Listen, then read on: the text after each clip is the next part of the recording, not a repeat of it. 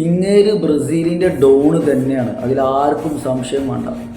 Don Carlo Ancelotti, ആ പേര് വെറുതെ കിട്ടിയതല്ല. അവിടെ ഇന്നത്തെ മത്സരത്തിൽ മൂപ്പരെ ആറ്റിറ്റ്യൂഡ് ഓറ അത് സംബന്ധിച്ച് കൊടുത്തേ പറ്റൂ. നോക്കൗട്ട് സ്റ്റേജാണ്, റൗണ്ട് ഓഫ് 32 ആണ്, ബ്രസീൽ ഒരു ഗോളിന് പുറകിലാണ്. സെക്കൻഡ് ഹാഫിൽ മൂപ്പരൊരു ആറ്റിറ്റ്യൂഡ് ഉണ്ട്, ഏത് മനുഷ്യനിഷ്ടം, ഒരു പ്രഷർ ഇല്ലാതെ ഇരിക്കുക. ബ്രസീൽ വർഷങ്ങളായി, 88 വർഷത്തോളമായി നോക്കൗട്ട് സ്റ്റേജിൽ ആദ്യം ഗോൾ വാങ്ങിയിട്ട് അടുത്ത റൗണ്ടിലേക്ക് കയറിയിട്ട്, അതായത് ആദ്യം ഗോൾ വാങ്ങിയാൽ ആ മത്സരം ബ്രസീൽ തോറ്റിരിക്കും എന്നതാണ് ബ്രസീലിൻ്റെ ഹിസ്റ്ററി. മൂപ്പർക്ക് എന്ത് ഹിസ്റ്ററി, മൂപ്പര് ഹിസ്റ്ററി ക്രിയേറ്റ് ചെയ്യാൻ വന്നതാണ്.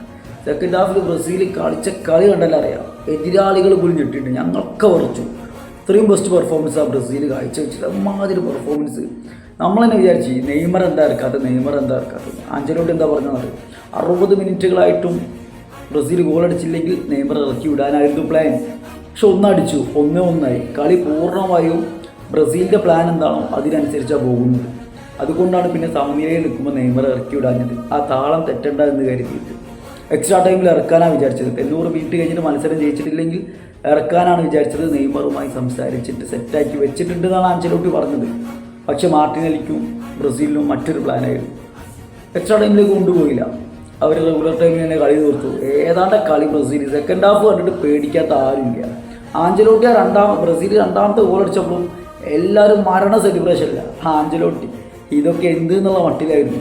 മൂപ്പരെ സംബന്ധിച്ച് ഇത് ആദ്യത്തെ സംഭവമല്ല, അത് റയലിൽ മൂപ്പരെ കോച്ചിങ് കണ്ടവർക്ക് അറിയാം, അത് വേറെ കാര്യം. ആഞ്ചലോട്ടി ബ്രസീലിൻ്റെ ഡോണാണ്, അത് അത്രയേ ഉള്ളൂ. മൂപ്പര് പേടിപ്പിക്കൂ. ഒരുപാട് ബ്രസീൽ ഫാൻസിന് നല്ല പ്രതീക്ഷ ഉണ്ട് ആഞ്ചലോട്ടിക്ക്. അത് എതിരാളികൾക്ക് ഇന്ന് മനസ്സിലാക്കി കൊടുത്തു. ആ പ്രതീക്ഷയുടെ കാരണം അത് വെറുതെ ഉണ്ടായതല്ല. ആഞ്ചലോട്ടി ഭയങ്കര സംഭവം, മുമ്പ് ഭയങ്കര ഇഷ്ടപ്പെട്ടു. മുമ്പ് ആറ്റിറ്റ്യൂഡ് ഓൾറെഡി ഇഷ്ടമാണ്, അത് ഇന്ന് ബ്രസീലിന് വേണ്ടി കണ്ടപ്പോൾ ഒന്നും കൂടി ഇഷ്ടപ്പെട്ടു.